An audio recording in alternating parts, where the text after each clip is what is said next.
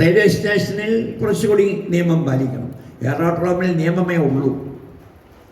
മലയൂരിലെ aerodrome ആകുന്ന ഈ വലിയ വേദിയിൽ ശ്രോതാക്കളായി വന്നിരിക്കണമെങ്കിൽ നിസ്സാരമായ ഒരു കാര്യമല്ല.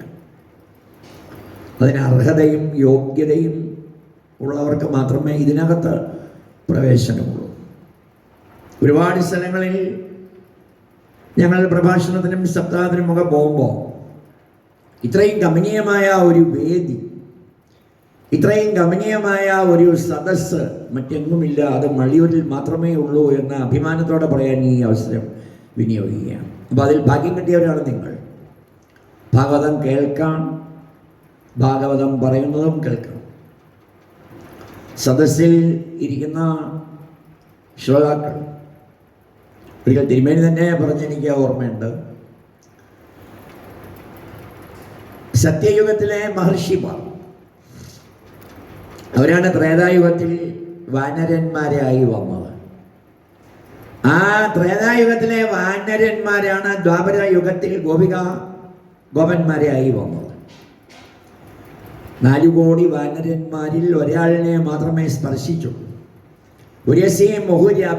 അണച്ചുപുൽകിടിനാൻ ഓർക്കടോ മാരുതപുത്ര ഭാഗ്യോദേ ഭുവനതലം അതിൽ ഒരുവൻ ഇങ്ങനെയില്ല ഹോ പൂർണ്ണ പുണ്യൗക സൗഭാഗ്യമുണ്ടായടോ. ബാക്കിയുള്ളവരെല്ലാം അത് കണ്ട് രോമാഞ്ചമണിഞ്ഞു നിന്നു.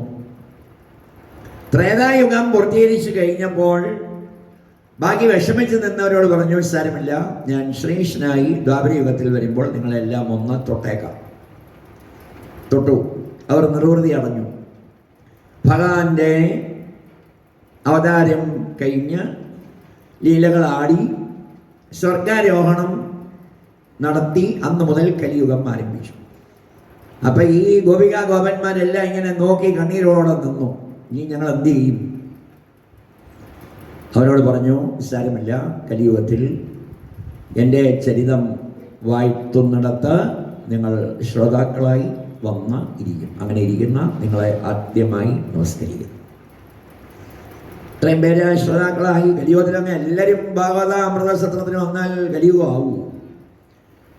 സത്യയുഗമാകുമല്ലോ, കൃതയുഗമാകുമല്ലോ. അപ്പോൾ യുഗവ്യവസ്ഥ നടക്കുകയും വേണം, ഭക്തന് ദോഷമുണ്ടാകുകയും ചെയ്യും.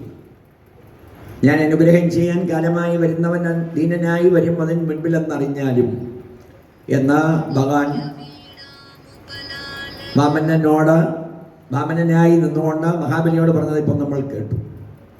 ഗുരു പറഞ്ഞത് കേട്ടിരുന്നെങ്കിൽ ഗുരുവാക്യം ലംഘിക്കാതെ അനുസരിക്കുന്നവൻ്റെ മുന്നിൽ ചതിക്കാൻ വന്ന ഭഗവാന് പോലും തിരിച്ചു പോകാനേ സാധിക്കുമെന്ന് വാമനാവതാരം തെളിയിച്ചു. എൻ്റെ ആജ്ഞയെ ലംഘിച്ച് അഹങ്കരിപ്പോൾ അജ്ഞനാം നിന്നുന്നത ഐശ്വര്യങ്ങളൊക്കെ നശിക്കട്ടെ ഇക്ഷണം എന്ന് ശുക്രാചാര്യർ പറയുകയാണ്. ശുക്രാചാര്യരെ അസുരന്മാർ ഗുരുവായി സ്വീകരിച്ചത് ഗുരുത്വവും ഭക്തിയും വിനയവും കൊണ്ടൊന്നും അല്ലെന്ന് നമുക്കറിയാം. ദേവന്മാരുമായിട്ടുള്ള യുദ്ധത്തിൽ അസുരന്മാർ മരിക്കുമ്പം മരിച്ചവരെ ജീവിപ്പിക്കാനുള്ള മന്ത്രം ദേവഗുരുവായ ബൃഹസ്പതിക്ക് പോലും അറിയില്ല. അത് ശുക്രാചാര്യർക്ക് അറിയാവുന്നത് കൊണ്ട് കാര്യം കാണാൻ ഒരു ഗുരുവായിട്ടിരുന്നോട്ടെ പറഞ്ഞൊന്നും കേട്ടിട്ടുമില്ല.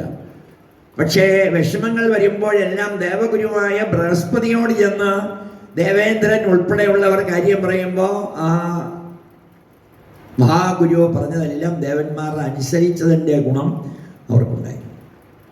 അമ്മയും അച്ഛനും ഗുരുവും അതിഥിയും കഴിഞ്ഞ് എൻ്റെ അടുക്കൽ വരാവുമെന്ന് പഠിപ്പിച്ചതും നമ്മുടെ ഈശ്വരന്മാരാണല്ലോ. മഹാഗണപതിയും അയ്യപ്പസ്വാമിയും ശ്രീരാമചന്ദ്രനും ശ്രീകൃഷ്ണ ഭഗവാനും ഒക്കെ അതിന് റോൾ മോഡലുകളായി നിന്നു എന്ന് ഇന്നത്തെ വളർന്നു വരുന്ന തലമുറയിൽ അറിയിച്ചു കൊടുക്കാൻ നമുക്ക് ആളുകളില്ല. അറിയിച്ചു കൊടുക്കാൻ ആളുകളുണ്ടെങ്കിൽ കേൾക്കാൻ ആളില്ല, കേൾക്കാൻ ആളുണ്ടെങ്കിൽ പറഞ്ഞു കൊടുക്കാൻ ആളില്ല എന്ന ഒരവസ്ഥ ഹിന്ദുക്കൾക്കുണ്ടായത് അതുകൊണ്ടാണ്. ഈ ഗ്രന്ഥങ്ങളൊന്നും നമ്മുടെ വീട്ടിലില്ല. ഉണ്ടെങ്കിൽ അത് ഒരു പേജ് വായിക്കില്ല. അവിടെയൊക്കെ ബൈബിൾ നെഞ്ചിലേന്തി അച്ഛനും അമ്മയും മക്കളും എല്ലാം കൂടി ഞായറാഴ്ച രാവിലെ